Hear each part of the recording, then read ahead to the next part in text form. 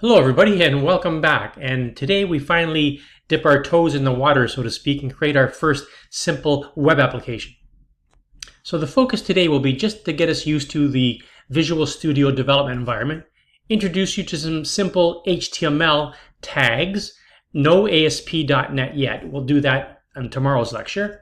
And introduce you to a simple little application that incorporates a couple of images, some text, and some heading commands, centering, things like that. Okay, so let's create our first simple web application. And I just don't want you to watch me. Please load up your Visual Studio and work along with me. We're not doing a lot of stuff here. I'll try to go fairly slowly so that we can do this together. So what you do to create your first application is you go to File, New, Project, and we're going to pick this one all the time. ASP.NET Web Application. Down here, make it point to wherever you want on your hard drive. I'm making it point to my temp drive. You can press Browse and change it to wherever you want. Just remember where you put it. For the name, we're going to call it Simple, and then I'm going to press OK. Now it's going to prompt me for a second screen. Now this course is called ASP.NET Web Forms, but I'm not going to pick this one. If you press this one, it adds a fairly extensive template of a bunch of other pages, and I don't want that right now. I want something clean and simple. So we're going to pick an empty website, and we're going to pick web forms to come along with that. Okay, so there is a difference. All right, if you want to later on press this one, you'll notice it'll have a humongous number of other files that we don't really need right now. So empty web forms, and then you press OK. Now, after a few seconds, you'll see some information on the right hand side of the screen, which is called the Solution Explorer. Okay, and it has the files that we need. Only problem is, over here, it doesn't have a sort of a starting page, an index page, or whatever, because ASP.NET files have a dot ending of .aspx, and I don't see any files over here with that ending. So what we need to do first, once we get started, is we're going to right-click here, and we're going to press Add. Now this is going to go off the screen a little bit, so you won't be able to see it on your video. But when you press Add, there'll be another pop-up screen, and I want you to pick the one that says New Item. When you press New Item, you'll see this screen right here. It has all kinds of things that you can add to your web application. We're going to pick a web form, and we're going to change the name of the web form to Default. You could also call it Index. I like using that as our start. So Default, and then you press Add. And what you'll see in a second is default.aspx. Now, if you're not familiar with web design and creating web pages, this is going to freak you out, okay? This is HTML for the most part, okay? This is what it takes to create a web page. And this is a tag-based language, meaning there are special words, commands, that have this slash and then the name of the command, and then they also repeat that as an ending. So there's always a beginning and an end to these tags, most of them, okay? Here's another one. There's the body tag, where most of your material for a website occurs, and there's the ending body tag. And then there's a form tag and a closing form tag, and then a div tag. That's where we're going to do most of our work, in between these two tags, okay? So that's like the look of it from the underground, so to speak. This is how it looks like from the pretty face, the design phase, okay? And we put ourselves right there, and we can start typing whatever we want, okay? And actually, we're going to in a second. But before we do that, I wanted to clean up one more thing here, because I like to have a routine. So most websites are going to have some sort of images. So we like to put all those images in a nice container, a file folder, so to speak. So I want to do one more thing before we get rolling and create our simple website. What I want to do is right-click here again, and I'm going to add, and again, it's going to pop up to the right-hand side, and you won't see it. I want to add a new folder, and I'm going to call that folder Images. Okay, now, where are these images? Well, what you got to do now is go somewhere on your hard drive, maybe go on the internet and download something. I've got a couple of images here that I've got prepared for today's lecture, and I'm going to basically drag them into those folders. I'll pop it up again, drag this one in there. So I've got my two images. You could have hundreds of images. These are ready to go when we get started. And then I can click back on Default to bring us back to this screen where we're going to actually design our web application. Okay, now there's always two ways to design a web application, web page, whatever you want to call it. You can do it from the pretty side, the design view side, or you can go right into the underground and type it in the nitty-gritty HTML code and ASP.code and whatever else, JavaScript or whatever else you're going to use.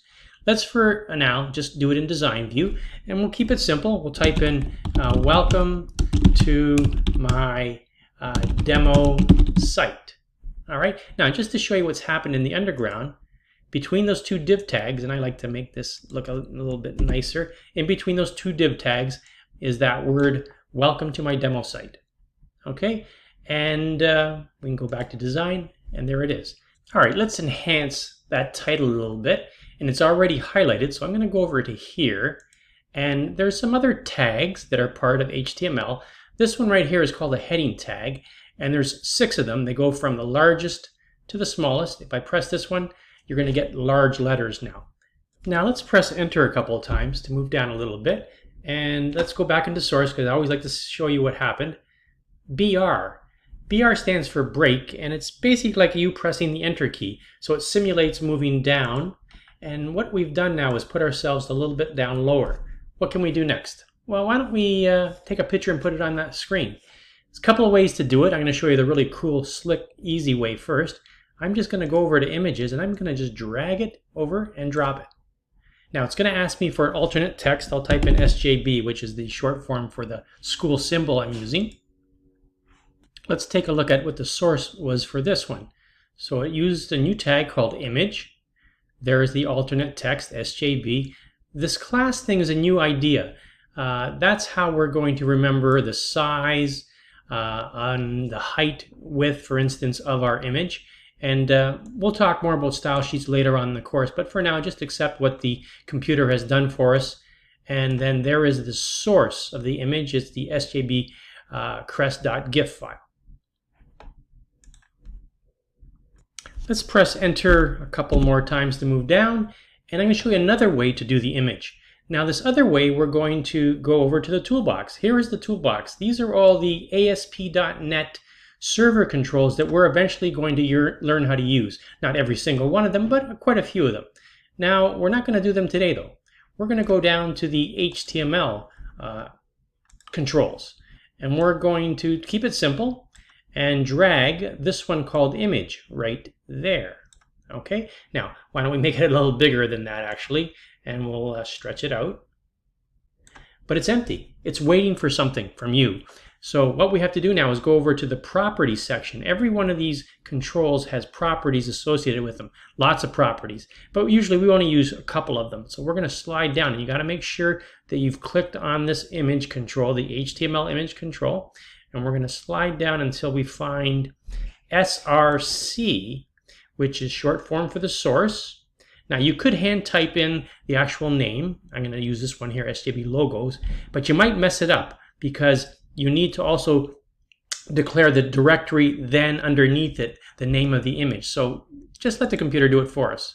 So we're going to click on images, SJB logos, and there it goes. It's put in for us. Now, why don't we look at the source? And when we look at the source, it's pretty well like the other image control. It uses the image tag, but notice here that it's put this dirty work in for us by hand for it. Okay, and it uses a different style because it depends on now a different width and height. So it's nice to see the sources and what we are doing behind the scenes, so to speak. I'm going to do one more. I'm going to type in, this is another line that I want to center. And we're going to try to center something in a second. Now, to center, basically what I'm going to do is highlight all of these words, and then I'm going to go up here to the top, and it's a little bit off your screen probably. There's a justify, and I'm going to say justify center. Whoa, everything's centered. I did not want that. What happened there? Well, let's go into the underground for a second, and it looks like this entire section has been put into auto style 3, which is the centering. I do not want that. Can we undo it? Yes, I'm going to press undo. So that's the one thing that you got to start understanding about HTML. If you just want to center that particular piece, you have to put it in what's called a paragraph tag. Now, We can do that by hand, or we can sort of cheat and use the shortcuts from up here. Do I see paragraph anywhere? Yeah, it's right the very first one. Why don't we see if we can take the easy way out first, and if we don't get it to work, we'll go into the underground and do it by hand. So I'm going to go over here, and I'm going to pick paragraph. Okay, so notice now that line of text is all in a paragraph. Let's go in the underground and see what happened. It added this P tag, which is a paragraph tag. Now, how is that going to make our life better? Well, now that it's in a paragraph, if I go up here and I say justify, center, only that particular piece centers.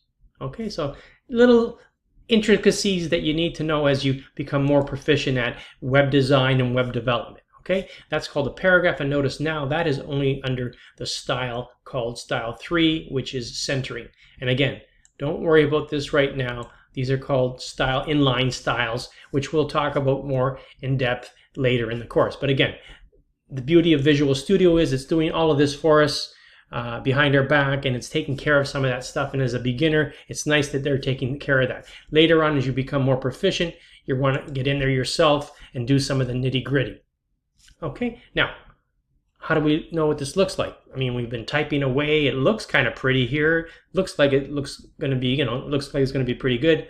To actually get it to look like on a real or a fictitious website, what we have to do is run it up here. We're going to use the sort of simulated version of the internet service that Microsoft provides us. Okay, and I'm going to press it. It should start up your browser when this happens, Google, Chrome, or whatever you happen to have on your machine.